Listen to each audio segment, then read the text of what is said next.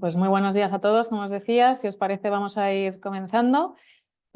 Como ya sabéis, hoy vamos a hablar de renta fija con nuestro responsable del departamento de renta fija, Luis Merino, al que sobradamente conocéis. Hoy trataremos, bueno, pues cuáles son las claves para seguir generando valor a lo largo de 2025, tras un buen 2024. Vamos a analizar pues lo que sucedió sobre todo en el último trimestre. Y disculpad, no sé si me escucháis bien. ¿Se me escucha bien? Bueno, pues me escucha y todo. Y volvemos un poco.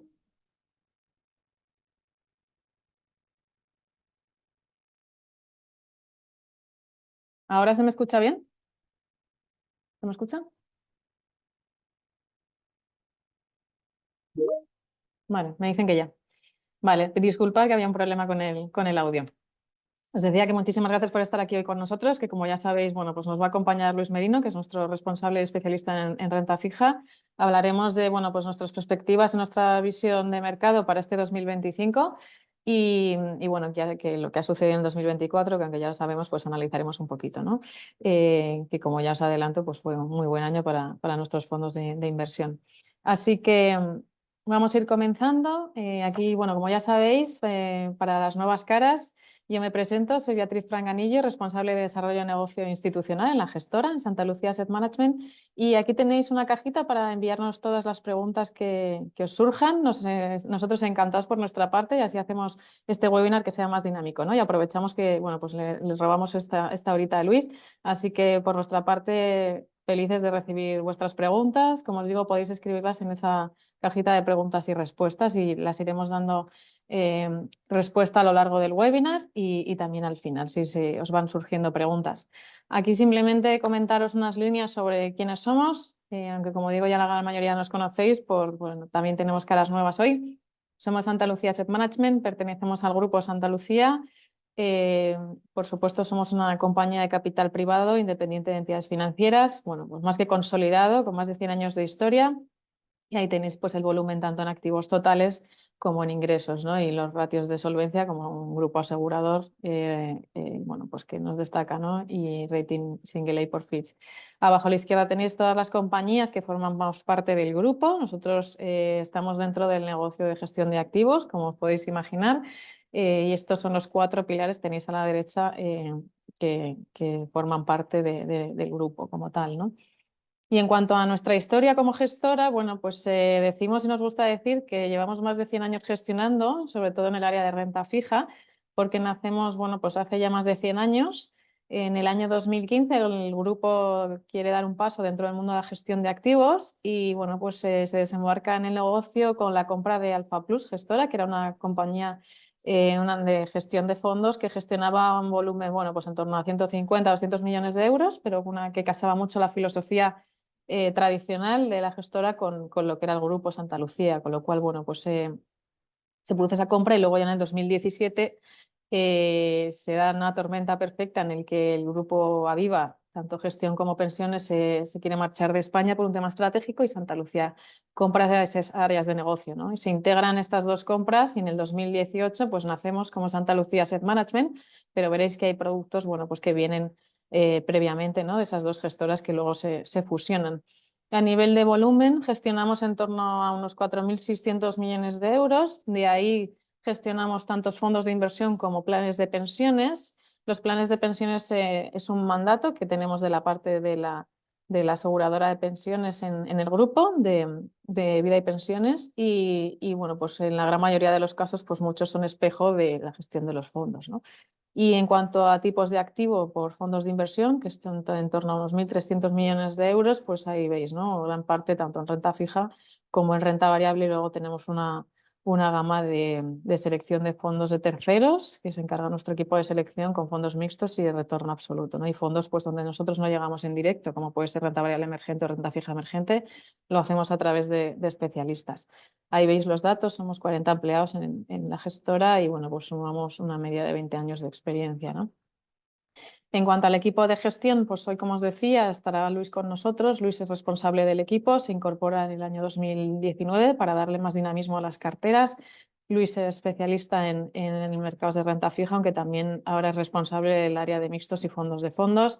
Veis ahí, bueno, pues que tiene un amplio currículum y una formación y, bueno, pues más de 30 años de experiencia, ¿no? Yo creo que eso lo dice todo. Gestionaba, bueno, era director en el área de renta fija en CaixaBank Asset Management, ¿no?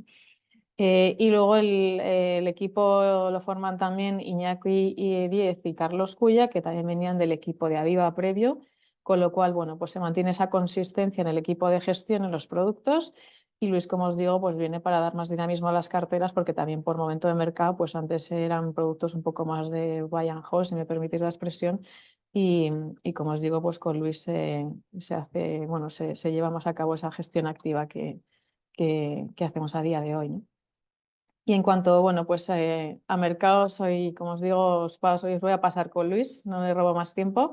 Y luego al final de la presentación pues retomaremos un poquito para actualizar las estrategias y el comportamiento de los productos. Muy buenos días, Luis. Muchas gracias, Bea. Muchas gracias a todos por vuestro tiempo. Vamos a comentar un poco, hoy nos vamos a centrar en renta fija y vamos a ver un poco cuáles son nuestras visiones con todo el tema que hay, todo el ruido de Trump, toda la incertidumbre de políticas monetarias. Precisamente esta semana tenemos la Fed mañana, Banco Central Europeo jueves, o sea, yo creo que es un buen momento para repasar cómo vemos el mundo de la renta fija, cuáles son nuestras visiones de tipos, etcétera. Entonces, bueno, todos conocemos ya lo que ha pasado el año pasado, buenas rentabilidades en general, en parte apoyadas por las propias bajadas de tipos que ya se empezaron a cristalizar y en parte, pues bueno, por un contexto macroeconómico donde, como sabéis, se evita la recesión y donde, bueno, pues el contexto no es nada malo para mercados financieros, ¿no? El tema de Trump al final es lo que está marcando ahora mismo el devenir de los mercados. Entonces, un poco, ¿cómo vemos nosotros un poco el tema?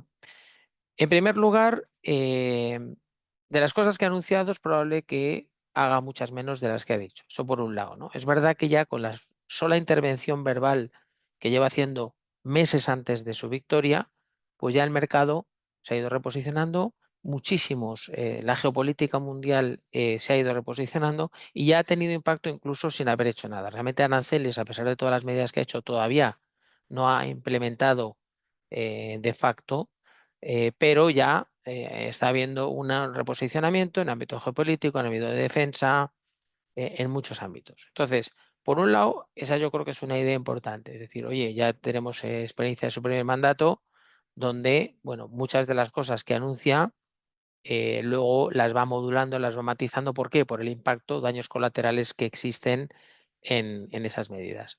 En segundo lugar, también hay que analizar el tema de los aranceles. Aquí ha habido mucho debate, hemos tenido debate interno, debate en literatura económica, analistas, aquí hay muchísimo ruido. Realmente es verdad que la imposición de aranceles en Estados Unidos puede ser inflacionista. Las otras medidas también, como digamos por el tema de la inmigración, también puede ser inflacionista porque vas a tener menos mano de obra barata. ¿Vale? Eso es, yo creo, innegable. Lo que pasa es que también tienes un efecto disruptivo en las cadenas de producción que tiene efectos inciertos. Es decir, yo no tengo tan claro al final del día el impacto final de todas estas medidas de manera conjunta. Es verdad que neto, bajadas de impuestos para corporates y para altas rentas, establecimiento de aranceles, guerras comerciales y el tema de deportaciones, en general sí pudiéramos pensar que es algo inflacionista en Estados Unidos. Lo que pasa es que al final esto suma cero. Nosotros, nuestro principal mercado es Europa y para Europa pudiera ser deflacionista porque vas a tener problemas para exportar.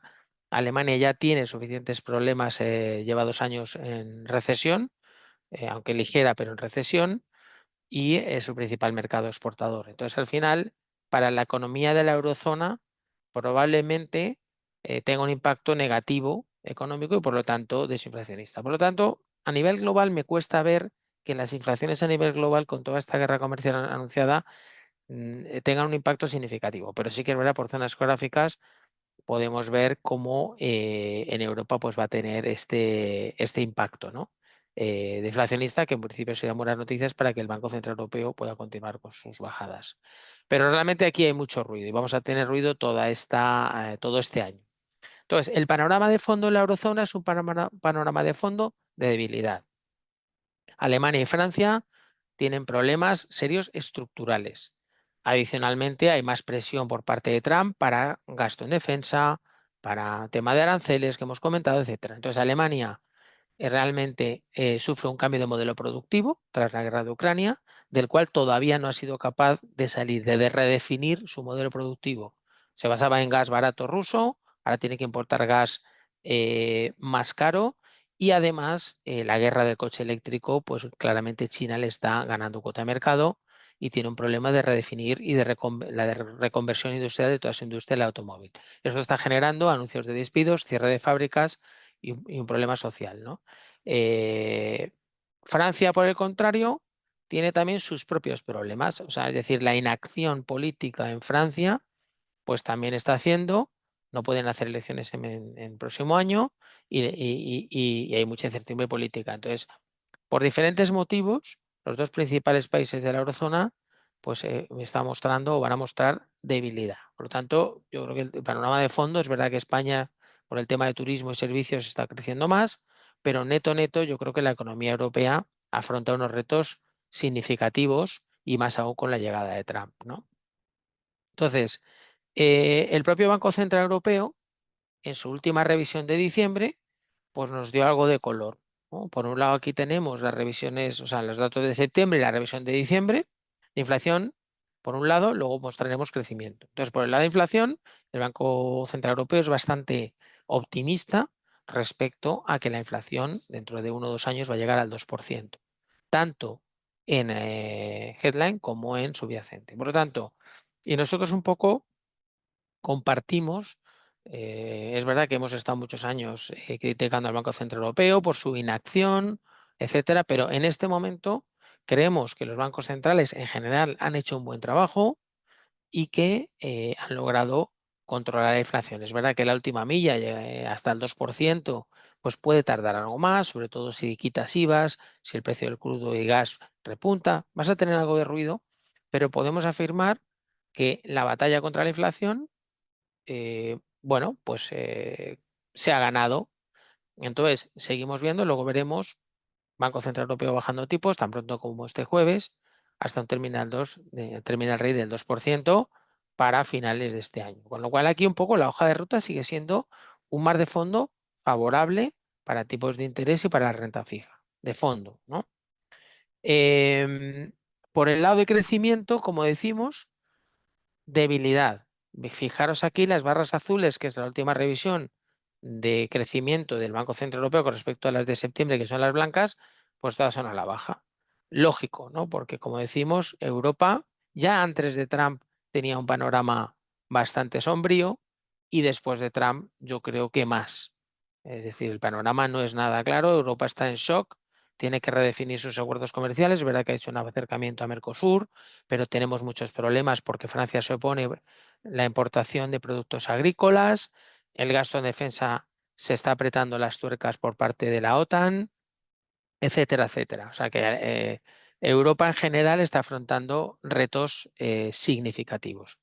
La competitividad de la industria alemana está desplomándose desde la guerra de Ucrania. Es la línea negra, se ve claramente como la principal locomotora de Europa está arrastrando a toda la eurozona por su importancia, por lo que hemos dicho. Modelo productivo obsoleto que se tiene que reinventar y al final esto es lo que ha provocado las elecciones. ¿Por qué ha habido elecciones en Alemania? Pues porque se ha querido levantar el techo de deuda que tienen por constitución de 0,30 de déficit. Y realmente el gobierno vigente, o sea, vigente, socialistas, con el pacto con verdes y demás, quería levantar esa disciplina histórica que Alemania ha tenido respecto a déficit y deuda. ¿Qué ocurre? Que el ministro de Economía de la CDU se ha opuesto. Y eso ha sido el principal motivo por el cual vamos a elecciones ahora en febrero. ¿La duda cuál es? Si Alemania va a levantar esa restricción de inversión necesaria en su economía, en infraestructuras, etcétera, etcétera, levantando el techo de deuda que tiene. Eso es para mí ahora mismo una de las principales incertidumbres que hasta marzo no vamos a saber en función de la victoria electoral y que puede suponer un cambio, un game changer, un cambio de paradigma en Alemania respecto a lo que hemos visto en los últimos años. Y es evidente que necesita alguna reforma, ¿no? Y en general esto es un poco el panorama de fondo donde nos encontramos en Europa, ¿no? Entonces Trump, como sabéis, pues bueno, irrumpe. Nadie esperaba, yo creo, una victoria tan clara en las diferentes cámaras y con tanto nivel de poder en diferentes ámbitos. Y bueno, pues hemos visto dólar fuerte, porque al final, hombre, el tema de tarifas, al final mejora exportación a Estados Unidos, elimina o reduciría importaciones y fortalece el dólar. Y otra serie de impactos que estamos viendo en buen comportamiento de bolsa americana, etcétera, etcétera. Entonces, estas tendencias, bueno, con idas y venidas, yo creo que de fondo pueden permanecer durante este año. Y otra de las consecuencias de la victoria de Trump es que las expectativas de inflación en el largo plazo se están incrementando. Aquí estamos pintando el Brent y estamos pintando el inflation swap de 5 años dentro de 5 en la eurozona, que es la línea negra, y luego en la línea verde tenemos el break-even a 10 años y el swap de inflación de 5 dentro de 5 en Estados Unidos. Y vemos un repunte tras la victoria de Trump, ese último movimiento al alza. Nada dramático, porque si miramos la evolución un poco en los últimos años, pues ha recuperado zonas del 2 y pico por ciento, o sea, nada dramático. Lo que sí que es verdad es que ha habido un repunte de expectativas de inflación. En la eurozona, retos, pues bueno, por el lado negativo tenemos la presión potencial de costes de energía. Las sanciones a Rusia sabéis que se acrecentaron con el crudo, porque seguíamos comprándole crudo a Rusia, gas y demás, se ha ido restringiendo, con lo cual por el lado de oferta vamos a tener menos oferta por el lado de la energía, y esto podría ser inflacionista, pero como contraprestación tenemos un mercado laboral menos tenso y por lo tanto es previsible que las revisiones salariales que hemos tenido de 4,5% en los últimos años para compensar la subida de la inflación tras la guerra de Ucrania, es previsible que se moderen. Por lo tanto, tenemos por ese lado, por el lado de inflación, tenemos potenciales malas noticias por el lado de energía, pero potenciales buenas noticias por el lado de salarios. Por lo tanto, neto, neto, podemos ver una inflación que más o menos siga en zonas moderadamente controladas, aunque sea ligeramente por encima del 2%. Estados Unidos, más sensibilidad al precio del petróleo. Aquí hay diferentes estimaciones de 90 barril, 90, 100, 70. ¿Veis? Que el escenario central en la zona de 90 o por debajo de 90, bueno, pues dejaría inflaciones en la zona del 3% en Estados Unidos. Con todo esto, los bancos centrales han comenzado a bajar tipos de interés. Tenemos como tres grupos aquí. Reino Unido, Noruega y Estados Unidos son un poco como los más rezagados, donde veníamos de 5 y están en la zona de 4, les cuesta más por diferentes motivos, ¿no? En Reino Unido es menos justificado porque la economía es mucho más débil que en Estados Unidos. Y en Estados Unidos, pues también esa incertidumbre, yo creo, de Trump, pues ha hecho a Powell ser un poquito más prudente. De hecho, esperamos que mantenga ahora esta semana los tipos de interés a la espera de precisamente ver el impacto de estas medidas de Trump en la economía, ver un poco qué impacto va teniendo. Yo creo que ahí Trump, o sea, Powell va a ser prudente. Sin embargo, luego tenemos otros bancos centrales, Canadá, Banco Central Europeo, Suecia, que sí que han iniciado ya un proceso hacia la zona de zonas del 3% y que pensamos en el Banco Central Europeo que va a continuar. Y luego tenemos en la parte baja Japón, que ha convergido con Suiza, última subida la semana pasada, y bancos como más avanzados. Y China vemos también en ese grupo donde tiene margen para bajar tipos dada la deflación que tiene por su mercado inmobiliario. Con lo cual aquí tenemos diferentes ritmos de bancos centrales, pero todos en la dirección correcta todavía este año 2025 con bajadas de tipos. Los balances de los principales bancos centrales se empiezan a normalizar, se empiezan a reducir el tamaño y aquí tenemos un poco cuantificado 800 billones, lo que los 4 principales bancos centrales van a reducir el tamaño de sus balances. Si ya nos volvemos a expectativas de tipos, hemos visto bastante volatilidad durante el año pasado, ¿no? Aquí estamos pintando solamente un periodo breve, pero si tiramos, por ejemplo, las bajadas cotizadas en Estados Unidos, veníamos de muchas más. Entonces, aquí estamos en una. Es verdad que recientemente se ha ido a dos, que dos nos parece razonable, dos bajadas, a pesar de la fortaleza y de los temas inflacionistas que decíamos, nos parece razonable dos bajadas. Es verdad que aquí hemos pintado con una, pero recientemente con el movimiento de ayer, antes de ayer, se ha ido a dos. En la zona euro, la verdad es que no ha cambiado tanto las expectativas. Estamos moviéndonos en zonas de 4 bajadas para el 2025 desde hace tiempo.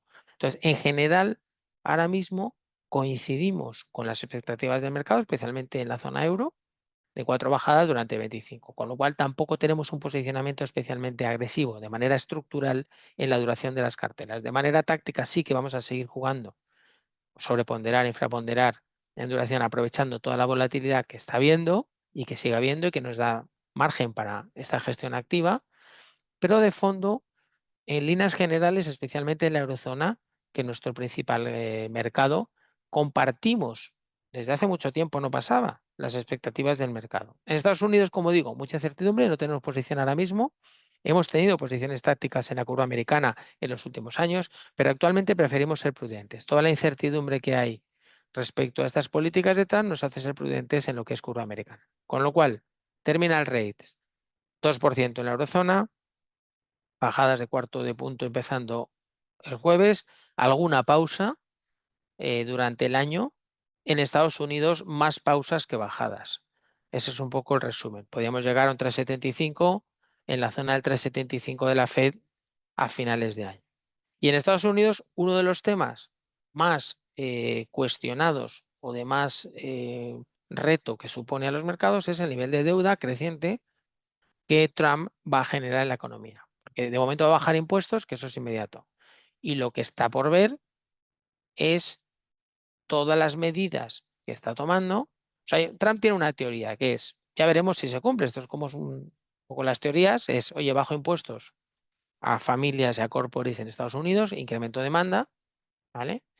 Y con esa demanda compenso em, el impacto de los aranceles, porque al final el impacto de los aranceles es inflacionista en Estados Unidos y se supone que va a generar menor demanda. Entonces, un poco la teoría es esa. Yo tengo ahí ciertas dudas de si esa teoría se va a cumplir por lo disruptivo que son las medidas arancelarias. Pero lo que está claro, o lo que parece bastante evidente, es que los niveles de deuda en Estados Unidos, a pesar de que ha dejado de pagar pues, el tema de Organización Mundial de la Salud y otros organismos, pero la tendencia va a seguir siendo de más deuda pública en Estados Unidos. Por lo tanto, ahí estamos un poquito más cautos. Hay gente que pregunta, oye, ¿podemos ver un 5% este año en Estados Unidos? Yo no lo descarto. O sea, yo ahora mismo no tengo una posición claramente curva americana, como hemos tenido en otros momentos, en el 10, en el 5, en el 2, de manera táctica, no tenemos por qué jugar ese mercado, no forma parte de nuestro universo inversor, no forma parte de nuestros benchmarks. Por lo tanto, ahora mismo estamos fuera. Por el lado de pendientes, las buenas noticias es que hemos normalizado después de muchos años las pendientes, con lo cual hemos vuelto a un sitio donde 40 puntos básicos nos parece una zona razonable. No significa que pueda haber ruido y pueda haber incrementos de pendiente. Lo que significa es que el boom ha pasado del 2 al 2,60 y que eso nos ha llevado a que nuestro posicionamiento en tramos largos lo hemos neutralizado. Después de hace muchos años que estábamos con esa bala, con esa pólvora seca en tramos largos, decíamos, oye, pues vamos a esperar repuntes, vamos a esperar repuntes. Bueno, pues ya estamos ahí. Es decir, ahora mismo hemos comprado en primario este año, que la verdad es que ha habido un primario muy activo y hemos completado con booms.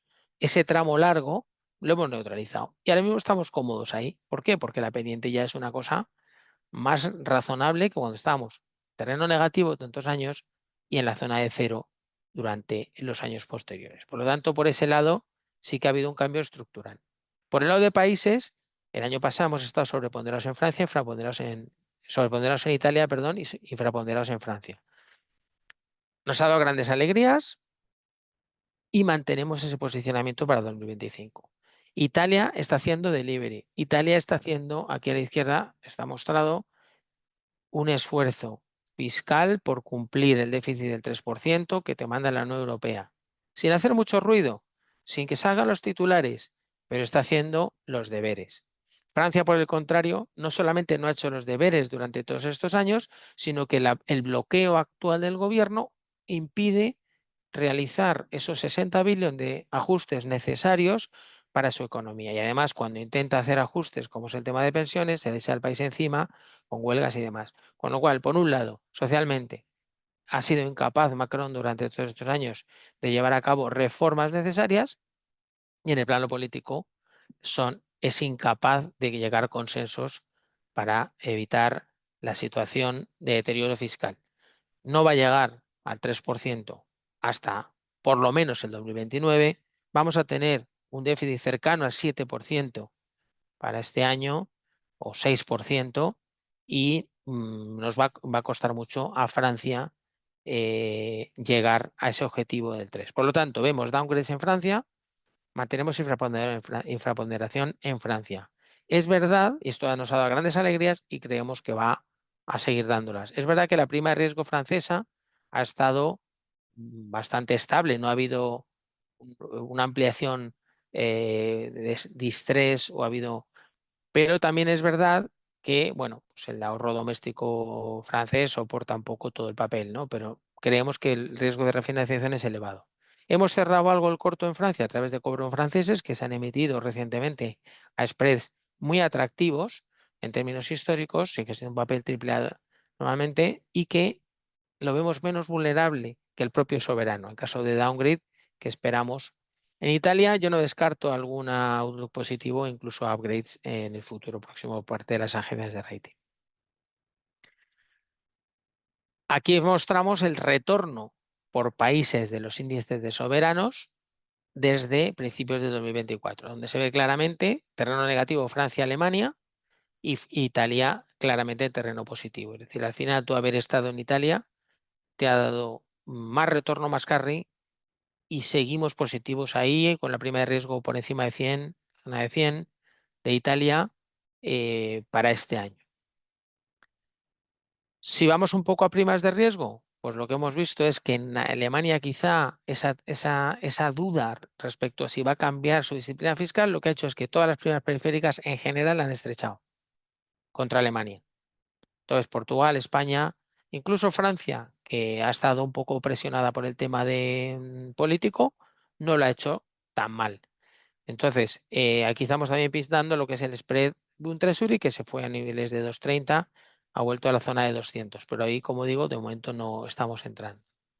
Y los swap spreads al final están en la zona de mínimos históricos en el 30 años, o sea, nunca hemos visto un swap spread en 50 puntos básicos negativo en la historia del euro, esto es algo único, y luego en el tramo de 10 años está en terreno negativo. La consecuencia de esto, ¿qué es? Que el valor relativo de gobiernos respecto a todo lo demás, estamos en el mejor momento desde hace muchos años. Es decir, gobiernos en general nos gustan con respecto a crédito. Entonces, de haber tenido carteras muy ponderadas en crédito, hemos ido a una neutralización, a un equilibrio mayor donde tenemos un poquito más de duración en crédito que en gobierno, perdón, en gobiernos que en crédito. Y además ese crédito es también de mayor calidad, mejor rating y más liquidez. Aquí es otra manera de verlo. Es decir, aquí estamos pintando el Bund a 5 años, en la zona de 2,40, y estamos pintando el spread de la deuda investment grade en euros. Por lo tanto, aquí vemos otra manera de expresar el valor relativo no solamente contra la curva swap, gobierno alemán contra la curva swap, sino lo que son los spreads. Los spreads los vemos soportados, tranquilos, estables. El año pasado ha habido una estabilidad tremenda en el mundo de crédito, pero no vemos que tengan un valor relativo especial con respecto a lo que serían activos de máxima calidad. Por lo tanto, es lo que explica que hemos incrementado cover bonds y hemos incrementado activos de calidad. Lo que vemos especialmente caro es el crédito americano. Y estamos pintando spreads americanos con respecto a tesoro en niveles mínimos históricos. Entonces aquí sí que realmente lo vemos muy estresado por el lado de caro. En la zona euro está en la zona estrecha, ha corrido bastante, pero bueno, no estamos hablando de mínimos históricos como es en el caso de Estados Unidos. Y luego ya si vamos a desgloses de la cartera de renta fija por rating, vemos un gran estrechamiento del papel triple B, vemos ahí la línea negra, triple B menos A, desde los últimos años ha corrido muchísimo. En el momento que hay un mercado alcista, bajadas de tipos, pues siempre hay search for yield que empuja pues, a todo el mundo a irse a escalones más de riesgo. Ahora mismo vemos especialmente caro la zona triple B, lo vemos carete, single A no está caro en términos históricos y la zona doble A pues prácticamente no paga con respecto a triple A, con lo cual ahí ese segmento también estaría caro. Es verdad que ahí tenemos pocos bonos corporativos donde podemos elegir. Y luego si vamos ya un poco a desglose por clases de activos, nosotros seguimos ponderados en el sector bancario, nos da grandes alegrías, especialmente después del estrés de Credit Suisse y Silicon Valley. Es un sector donde hemos estado muy sobreponderados, los bancos españoles han ido muy bien, ha habido upgrades masivos, es decir, es algo que seguimos ahí, pero que efectivamente ya el recorrido adicional a futuro va a ser mucho menor. Y la deuda subordinada, pues bueno, también ha estrechado bastante, pero seguimos siendo selectivos en nombres concretos en Tier 2 versus Senior. Y luego, por la parte de High Yield, lo que vemos es que en este gráfico pintamos en la línea negra el spread High Yield contra Investment Grade en términos históricos en los últimos 10 años y lo comparamos con el tipo Swap 5 años como un proxy del libre de riesgo, podríamos decir. Entonces, lo que vemos es que durante la última década, pues sí que ha habido en torno a 8 o 9 años, donde claramente con los tipos negativos o próximos a cero, de los que es activos de calidad AAA, pues representados por la curva swap, claramente había una necesidad de buscar carry, buscar yield en activos como es el high yield. Y es verdad que ha ido muy bien. Los últimos 2 3 años el high yield ha ido excepcionalmente bien. Nosotros hemos estado neutrales ahí, seguimos neutrales, es decir, hemos participado. Pero hay que dejar claro que nuestros mandatos en los fondos son investment grade, euro aggregate. Lo que pasa es que tenemos un margen para incorporar high yield de manera selectiva, principalmente con bancos periféricos o subordinados o con carteras diversificadas, no con nombres inferiores a single B, son muy centrados en high yield de calidad. Es decir, complementamos nuestra cartera de investment grade, nuestros fondos, con high yield, pero no somos fondos de high yield, ¿vale? Entonces, aquí la conclusión, ¿cuál es? Que los activos de calidad representados por la curva de SOA 5 años, donde puedo comprar un cover bond a AAA en zonas muy similares o incluso pagando en la parte francesa 50, 60 o 70 puntos básicos adicionales, compara muy bien con el spread adicional que me paga el high yield versus investment grade, que son en torno a 200 puntos básicos. Claro que pierdo spread, claro que pierdo carry cuando paso de high yield a investment grade, eso es una obviedad. Mi punto es que el carry que pierdo por no estar en high yield es el menor de los últimos años. Por lo tanto, no estoy especialmente preocupado por no tener una exposición agresiva en high yield en los fondos. Y como resumen, antes de pasar un poco a producto, bueno, nos van entrando preguntas por aquí. Sí, Luis, nos preguntaban a nivel, bueno, spreads en cuanto a diferenciales en sectores, en qué sectores estamos más positivos dentro del corporate y en la deuda pública en qué países. Buena pregunta. Es verdad que aquí no he traído la slide sectorial que a veces traemos, ¿no? Pero la slide sectorial sería un spread brutal de los bancos hace 2 años, coincidiendo, como he comentado, con Credit Suisse y Silicon Valley. Ahí los bancos estaban pagando 100 puntos básicos por encima del resto de sectores. Era una oportunidad histórica para tener bancos versus corporates, ¿vale? Desafortunadamente, eso ha convergido. O sea, ahora mismo nos encontramos donde todos los spreads de todos los sectores han convergido bastante. O sea, estamos ahí en un pelotón bastante apretado. Con lo cual, no, por eso no la he traído aquí, porque no tenemos unos diferenciales muy diferentes, unas divergencias entre los diferentes sectores. Seguimos cómodos con bancos, ¿por qué? Porque están muy regulados, están muy capitalizados, no se ha notado incremento de morosidad a pesar de las subidas de tipos del año 23, estamos muy cómodos con esos fundamentales y por lo tanto seguimos sobreponderados en bancos. Lo que pasa es que ahí la matización es lo que estaba comentando. Tú puedes tener sobreponderación en bancos y tener AT1, tener Tier 2, tener Senior No Preferred, tener Senior Preferred o tener Cover Bond. Es decir, los bancos te ofrecen un catálogo de subordinación, como sabéis, muy amplio y nada dice estar sobreponderados en bancos si no expresas luego esa segunda derivada de en qué bonos bancarios estás.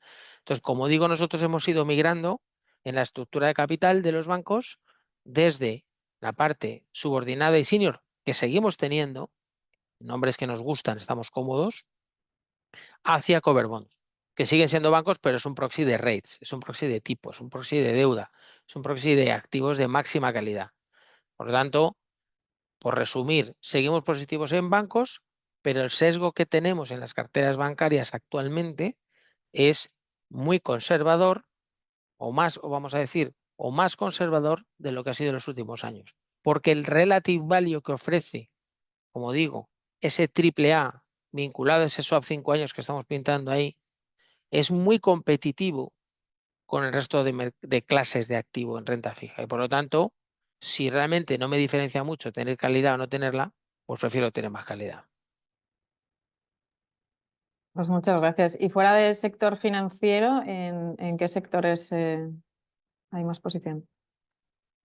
Tenemos posición en algo de utilities y telecoms, ¿vale? Es decir, ahí son sectores que se benefician, especialmente utilities, de bajadas de tipos de interés, es decir, hay una sensibilidad favorable, y telecoms como un sector defensivo. Sector de automóvil, que ha sufrido bastante, hemos estado bastante fuera. Es verdad que en plazos cortos pues tenemos nombres como Volkswagen o BMW o Volvo, nombres de calidad en plazos cortos. Pero es verdad que en tema de autos, afortunadamente hemos estado muy fuera porque esta reconversión industrial que hablábamos, lo que ha llevado es a necesidades de CAPEX elevadas en la industria del automóvil, pérdida de cuota de mercado en favor de China y por lo tanto bastantes retos para las grandes automovilísticas europeas. Y ahí hemos estado bastante cautos. Entonces, bueno, por resumir, utilities telecoms, además de bancos. Pues muchas gracias, Luis. Y por último nos dicen cómo puede afectar la desregularización bancaria por parte de Trump. Es buena pregunta porque aquí estamos en el día de la marmota. Estamos en, ¿no? Es decir, la crisis de Silicon Valley Bank fue provocada por dos motivos. Uno, desregulación bancaria, y dos, subidas de tipos brutales, año 22, 4 puntos porcentuales, ¿no? Muy de golpe y muy intensos. Y un banco donde tenía un mismatch brutal entre activos y pasivos. Tenía el ALM totalmente descuajeringado y eso provocó la crisis de Silicon Valley. Pero no hay que olvidar el origen. El origen de Silicon Valley es que Trump, con la ayuda de Powell, que ya se nos ha olvidado, pero estaba todavía, relajó las necesidades de matching de activos y pasivos, lo que en Europa es el NSFR, Net Stable Funding Ratio, que es el equilibrio de activos y pasivos de tu balance, que todas las aseguradoras, si alguna está por aquí, pues conoce perfectamente el ALM, tener un matching de activos y pasivos. En los bancos europeos, como sabéis, en Basilea 3, pues hay un ratio que es el NSFR, que lo que hace es que tú estés macheado en duraciones de tu cartera. Porque claro, Silicon Valley Bank tenía deuda. Decía, no, yo tengo deuda pública, yo no tengo riesgo de crédito. Sí, pero usted tiene un mismatch brutal en su balance y cuando ha subido tipos ha cascado, ¿no? Entonces, conclusión, volvemos otra vez a desregular o anunciar una desregulación de los bancos americanos, donde los bancos europeos grandes están nerviosos porque están compitiendo en desigualdad de condiciones con los grandes bancos de inversión americanos, donde toda la regulación ESG que se ha desplegado en Europa, pues los bancos americanos se están cayendo y los bancos europeos están nerviosos porque dicen, oye, me va a consumir capital determinados préstamos, me van a meter muchísima regulación, ya se está anunciando que Francia va también a proponer y Alemania desregular, a dar un paso atrás en la parte ESG, pero realmente es una competencia a nivel global, entre comillas, desleal el hecho de que los grandes bancos americanos no vayan a desplegar el Basilea 3 en su pleno despliegue, pues con todas las medidas de capital, etcétera, y por lo tanto hay una relajación. Entonces, para el equity bancario es bueno, para los bancos europeos no es tan bueno del lado de una competencia del lado de, para el P&L, o sea, estamos hablando un poco por el lado de la rentabilidad. Del lado de los bonos no me preocupa. No me preocupa porque al final hay un asset quality bueno, hay unos ratios de capital buenos, el lado de expected loss y solvencia de los bonos no se ve afectado. Es más un tema, yo creo, de equity que de renta fija. Yo estoy muy tranquilo con los bancos europeos por el lado de, aunque haya una competencia porque bancos americanos tienen menos requisitos. Por el lado de renta fija es buena la regulación, porque al final yo como bonista, cuanto más capital le pidas, mejor. Otra cosa es el equity. El equity no está nada contento porque el ROE se te desploma. Pero yo del lado del bonista, que le pidan más capital a los bancos europeos, Tienes pues más seguridad legal, ¿no? correcto, o sea, son buenas noticias. Pues muchísimas gracias, Luis. A ver si se van animando las preguntas. Te dejamos terminar, que yo creo que quedaban ahí Bueno, dudas. pues entonces simplemente por resumir, y ya te doy paso a ver un poco a la parte ya de quizá un poco de estrategias. Simplemente lo que hemos dicho es, tácticamente estamos sobreponderados en duración, pero ¿por qué ha repuntado del 2 al 2,60? En un mes es mucho y por lo tanto hemos reposicionado. Mañana mismo o dentro de un mes podemos tácticamente otra vez plegar velas si el boom vuelve otra vez a niveles de 2, 2,20, 2,25. Entonces ahora estamos, como digo, sobreponderados, neutrales entramos largos después de mucho tiempo con el incremento de pendientes y luego en países, como decimos, sobreponderados en Italia, infraponderados en Francia. Hemos hablado poco de España, pero bueno, España hemos comprado algo de deuda pública el año pasado y tenemos sobre todo exposición vía bancos, pero a los spreads actuales tampoco vemos un especial valor. Lo que pasa es verdad que es un sitio donde la gente está cómodo como punto central, ¿no? Hay algunos que dicen que España es la nueva semicore, que Francia es la nueva semiperiferia. Bueno, pero al final vamos a una convergencia. Nosotros preferimos jugar esa convergencia con Italia. Y como hemos dicho en crédito, pues tenemos un posicionamiento más equilibrado con gobiernos y algo más positivos en financieros que en no financieros. Y te doy la palabra si no hay más preguntas. No sé si tenemos más preguntas. Nos ha llegado una más. ¿Cuál crees que va a ser el impacto en mercados financieros de todos los vencimientos de fondos de renta fija vencimiento que se han vendido estos años y que este año vencen cerca de 30.000 millones? Buena pregunta. La verdad es que está viendo buenas preguntas, ¿eh? Preguntas de calidad. El mercado de crédito es verdad que se ha visto retroalimentado por todo el portfolio trading que viene de todos estos fondos objetivo de rentabilidad que se han creado en los últimos años como consecuencia de un contexto de tipos más altos. Técnicamente ha sido un soporte brutal al mercado de crédito. De cara a futuro, es decir, de cara hasta 2025 y el año que viene, vemos que ese driver técnico de demanda extra de crédito se va a ver reducido, se va a ver mitigado.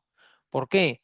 Porque hemos tenido un año 24 y 23, parte del 23 y 24, con cestas de bonos corporativos que eran compradores forzados de papel.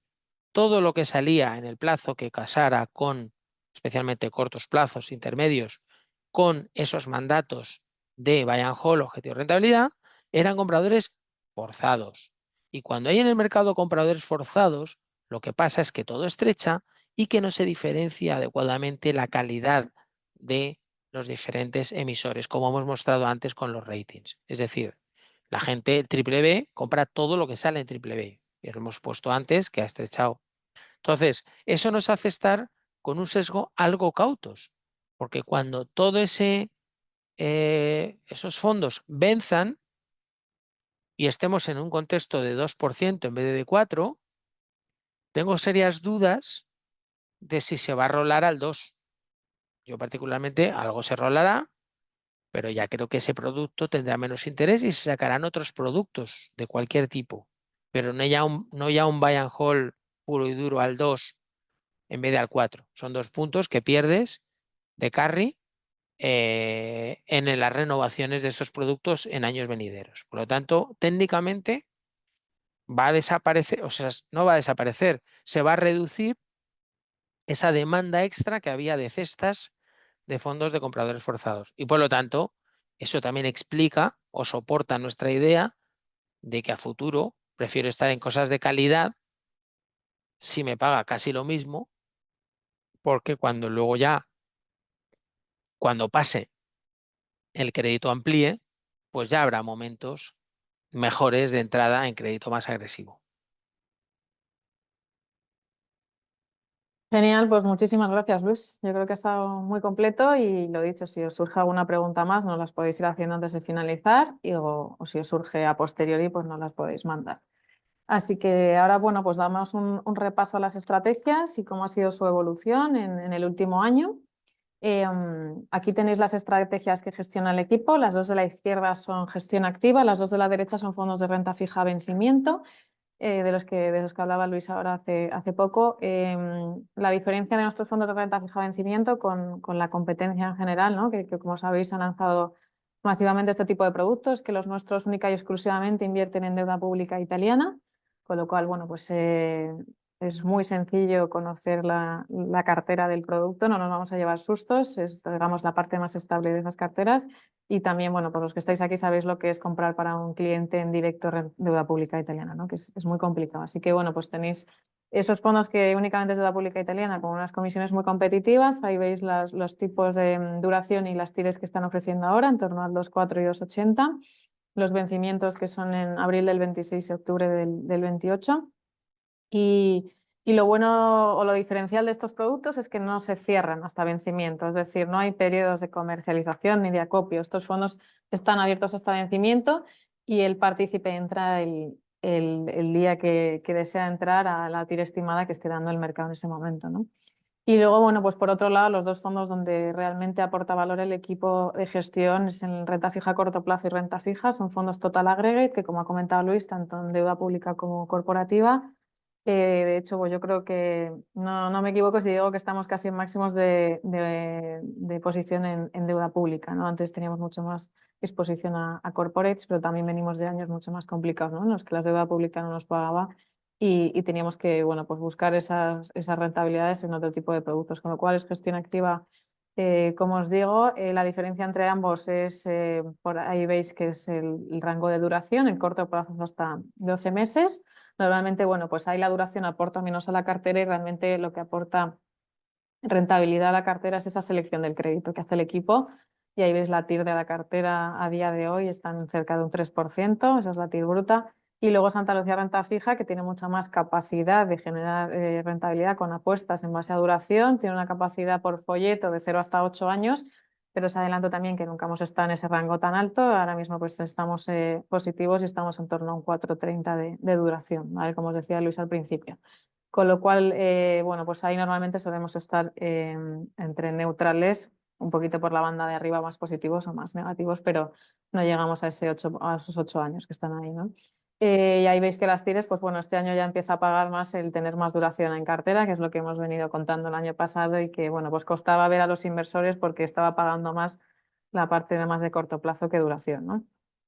Y bueno, pues ahí veis el rango de divisa, como mucho pueden tener un 5% en divisa. Estos fondos no juegan divisa. El equipo, su cometido es seleccionar el crédito y son créditos en euros.